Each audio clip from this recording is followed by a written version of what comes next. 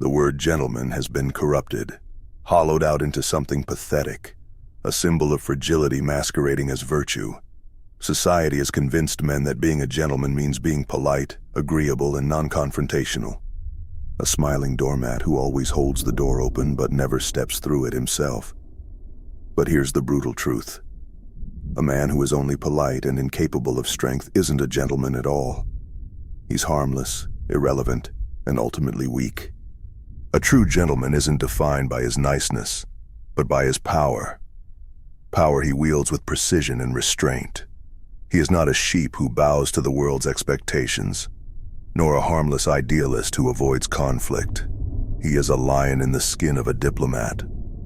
His demeanor may be calm, his actions measured, but beneath that surface lies a force capable of crushing anything that threatens what he values. This is a man who can destroy but chooses not to, and that choice, not the lack of capability, defines him. Now let's be crystal clear about the distinction. The fake gentleman, the one society glorifies, is polite out of fear. He avoids confrontation because he's incapable of handling it.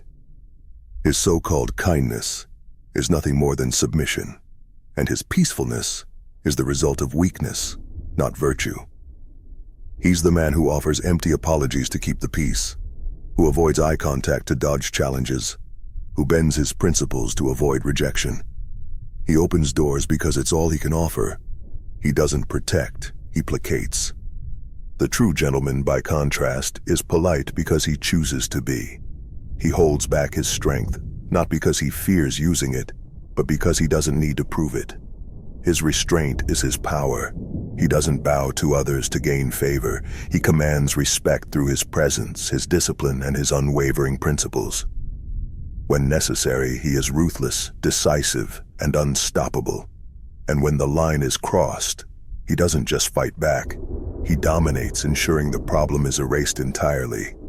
A true gentleman doesn't seek out battles. But when war comes to his doorstep, he doesn't flinch. His strength lies not in aggression, but in readiness. He is the man who trains for years, sharpening his skills, hardening his resolve, so that when the moment arrives, he doesn't hesitate. His politeness isn't weakness. It's the calm assurance of a man who knows he's prepared for anything.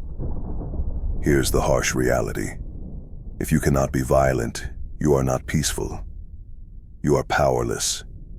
Peace without strength is a lie, a fragile illusion that collapses the moment it's tested. The true gentleman understands this. He knows that strength is the foundation of peace, that order is built on the backs of those capable of chaos. His power isn't just physical. It's mental, emotional, and strategic. He's the man who can outthink, outmaneuver, and overpower his enemies, not because he seeks conflict, but because he's always ready for it. Consider the wolves that prowl the edges of society, preying on the weak and unsuspecting. The fake gentleman, with his hollow virtues and lack of spine, is their ideal victim.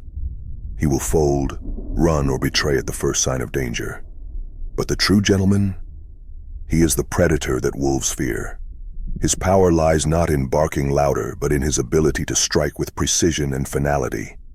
He doesn't just survive in a hostile world, he thrives in it. Strength without restraint, however, is just as dangerous.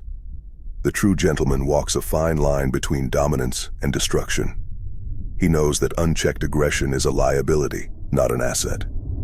He trains his mind as rigorously as his body, ensuring that his power is always under control. This is what separates him from the brutes and tyrants of the world. He isn't ruled by rage or ego. He's guided by purpose. Now let's talk about control. The fake gentleman lacks it entirely. He's ruled by fear, insecurity, and the need for external validation.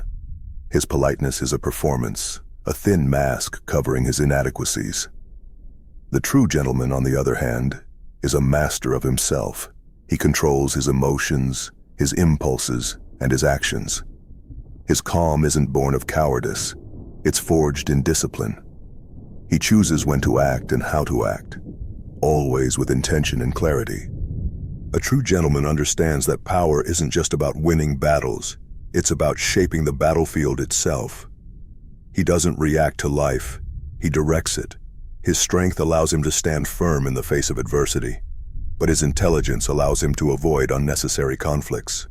He is the strategist, the leader, and the protector, all rolled into one. And when he fights, it's not for ego. It's for survival, for justice, or to protect those who cannot protect themselves. This isn't just about survival. It's about legacy. The true gentleman doesn't just navigate life. He shapes it. His actions ripple outward, influencing those around him and setting an example of strength balanced by restraint. He's the man who protects his family, leads his community, and inspires respect without ever demanding it. And when he's gone, his name echoes as a symbol of power used wisely. Here's another uncomfortable truth. Politeness without strength is meaningless.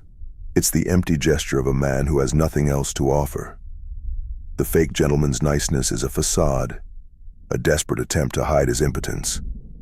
But the true gentleman, his kindness carries weight because it comes from a place of power. He doesn't need to be nice. He chooses to be, and that choice makes all the difference. The fake gentleman operates on borrowed time. His lack of strength makes him dispensable, a pawn to be used and discarded by those who truly understand the game of power. But the true gentleman, he cannot be moved, cannot be broken, and cannot be ignored. He is the cornerstone upon which others build their lives. Ask yourself this: when the storm comes, will you stand firm or be swept away? Are you the harmless man who hides behind civility because you fear conflict? Or are you the disciplined force who brings order to chaos?